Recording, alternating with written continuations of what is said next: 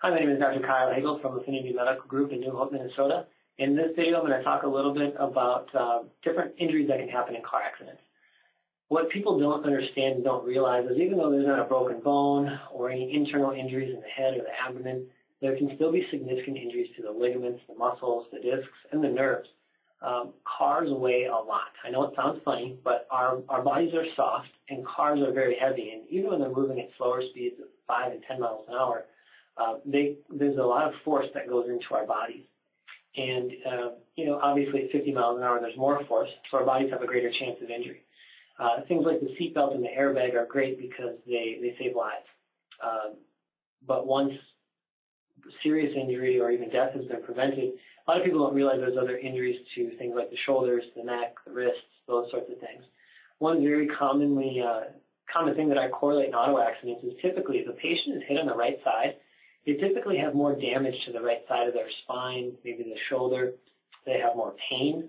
They have more muscle spasms. They have more swelling. We can actually correlate these things when we do our examination.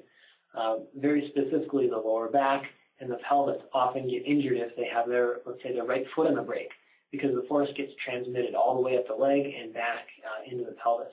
So a lot of people don't realize very specifically the way that car accidents can injure them. If somebody is hit on their driver's side door, like in a T-bone situation, typically there's a lot of injury potential to the right shoulder, the right hip, and those sorts of things.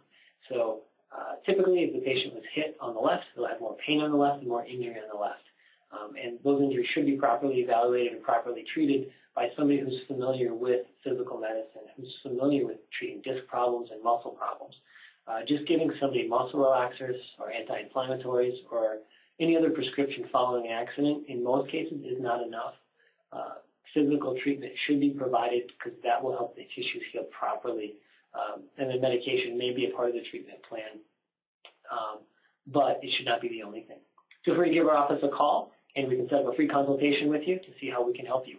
Thanks. I look forward to seeing you soon.